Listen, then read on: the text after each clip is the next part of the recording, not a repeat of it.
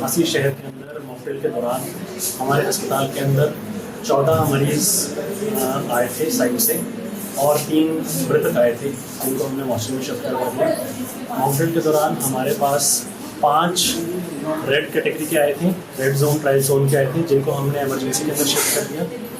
Yellow जो trials के आए थे उनको हमने ट्रीट करके वार्ड के अंदर शिफ्ट कर दिया है और जो ग्रीन जोन के आए थे, जो माइनर चोटों वाले आए थे, उनका अभी पट्टियाँ चल रही हैं और पट्टी के बाद उनको डिस्चार्ज कर दिया जाएगा। किस तरह से प्रशिक्षण का अनुभव रहा आज का जो है, इमरजेंसी अगर होती है, युद्ध होता है तो उसको लड़ने के लिए? सर ऐसा है, ये मॉक ड्रिल समय समय पे हॉस्पिटल स्टाफ को होनी चाहिए ताकि हम ऐसी कोई भी आपदा हो, सिर्फ युद्ध नहीं, अगर कभी भूकंप आ जाए, भूचाल आ जाए, बिजली गिर जाए या ऐसी कोई भी नेचुरल डिजास्टर आ जाए तो उस केस के अंदर भी हम और हमारा हॉस्पिटल का स्टाफ पूरा तैयार है। तो कितने कर्मचारी थे सर? आज बताया जा रहा है कि छुट्टियां भी रद्द कर दी गई थी मॉक ड्रिल की छुट्टी। आज मॉक ड्रिल के अंदर हमारी 2 टीम्स साइट के लिए प्रिपेयर की गई थी और 2 टीम हमने अपने हॉस्पिटल के लिए रखी थी। सारे होमगार्ड यहाँ उपस्थित हैं और फायर ब्रिगेड उपस्थित थी, सारी एम्बुलेंस और पुलिस और बाकी हमारे जो डिपार्टमेंट्स हैं, तो सभी के तालमेल से आज ये मॉक ड्रिल आयोजित की गई, जिसको कि 4 बजे हमें बहुत जगह हमने अब सायरन एस्टेब्लिश कल ही करवा दिए थे, कल रात को ही। तो मिनी सेक्रेटरीट का जो सायरन बजा 4 बजे, क्योंकि हमें यहाँ से सूचना मिली कि एयर रेड हो गई है पीडब्ल्यूडी रेस्ट हाउस की बिल्डिंग पे।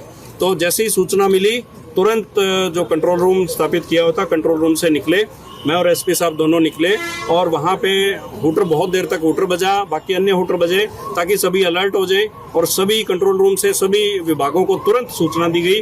और 3 मिनट के अंदर आपने देखा एम्बुलेंस भी पहुंची, फायर ब्रिगेड भी पहुंची, सिविल डिफेंस भी पहुंचा, होमगार्ड, पुलिस सभी पहुंचे और सभी ने अपना काम बखूबी निभाया है। मैं सभी विभागों का बहुत बहुत धन्यवाद करता हूं। इससे हमें स्टॉक टेकिंग का भी वो जरिया मिलता है कि हमारे पास कौन कौन से मटेरियल्स उपलब्ध हैं, कौन कौन से इक्विपमेंट्स उपलब्ध हैं। और एक बात मैं फांसी की सब डिवीज़न की जो प्रबुद्ध जनता है उसको आपके माध्यम से बताना चाहूँगा कि ये प्रिपेयर्डनेस की बात है, प्रिकॉशन की बात है, ये पैनिक की बात नहीं है। हम बिल्कुल तैयार हैं, हरियाणा सरकार के रिसोर्सेज बिल्कुल तैयार हैं, हरियाणा सरकार बिल्कुल तैयार है, जिला प्रशासन बिल्कुल तैयार है, उपमंडल प्रशासन बिल्कुल तैयार है और जिला पुलिस आंसी का प्रशासन बिल्कुल तैयार है। जैसा कि आपने खुद अपने हाथों से देखा, अपनी आंखों से देखा और आपने यहाँ महसूस किया कि कोई तैयारी में कोई कमी नहीं थी। इसको और बढ़ाएंगे किसी प्रकार, जैसे आज ये बात महसूस हुई कि छोटी गाड़ियाँ हमें चाहिए, फायर टेंडर बड़े हैं, छोटे फायर टेंडर चाहिए, ताकि अगर छोटी गलियों में कोई अगर इंसिडेंट होती है तो हम वहां पे जल्द से जल्द पहुंचकर रेस्क्यू और रिलीफ ऑपरेशंस को अंजाम दे सके। शाम को सर ब्लैकआउट भी हो रहा है, उसके लिए लोगों को कुछ बताना चाहिए। दूसरी इवेंट आज 7:50 से 8 बजे तक होने जा रही है। 10 मिनट का ब्लैकआउट होगा, जिसमें सभी से निवेदन करते हैं कि वो अपनी लाइटें बंद रखें 10 मिनट के लिए। ऐसा नहीं है कि लाइट बंद कर दें, इन्वर्टर पे कुछ चालू रहे, लाइट टोटली देश सेवा का एक मौका है हमारे लिए। तो लाइटें अपनी 10 मिनट के लिए बंद रखें। गाड़ी में अगर आप हैं, स्कूटर पे हैं तो साइड में लगा लीजिए, बंद कर दीजिए उस टाइम और साइड में लगा करके लाइटें बिल्कुल बंद और बिल्कुल एक शांति का माहौल, ताकि हम किसी भी एनिमी से, हम किसी भी उसके दुस्साहस से हम बच सके। हम प्रिपेयर्ड रहें, हम सतर्क रहें, हम सजग रहें, हमें किसी प्रकार की घबराहट की बिल्कुल जरूरत नहीं है। हम सब बिल्कुल आपके सहयोग से। आपको भी तो विदित है कि जो हमारे MHA की तरफ से डायरेक्टिव आया था कि पूरे देश भर में ये सिविल मॉक ड्रिल का आयोजन किया जाना था, तो हमारे जैसे आसी के अंदर 4 बजे ये प्रस्तावित रहा।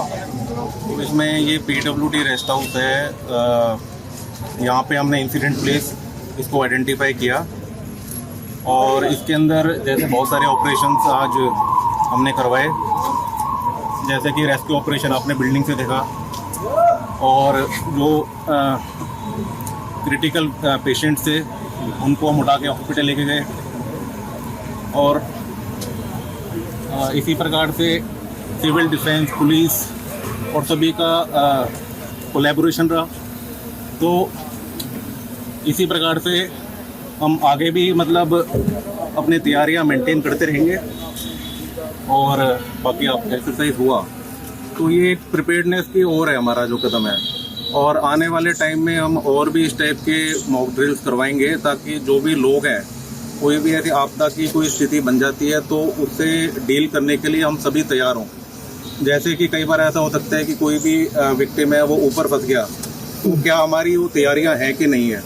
तो इसके लिए हम SDRF, NDRF एक प्रकार की जो भी स्पेशलाइज्ड एजेंसीज हैं उनको भी हम भविष्य में इन्वॉल्व करेंगे। जी।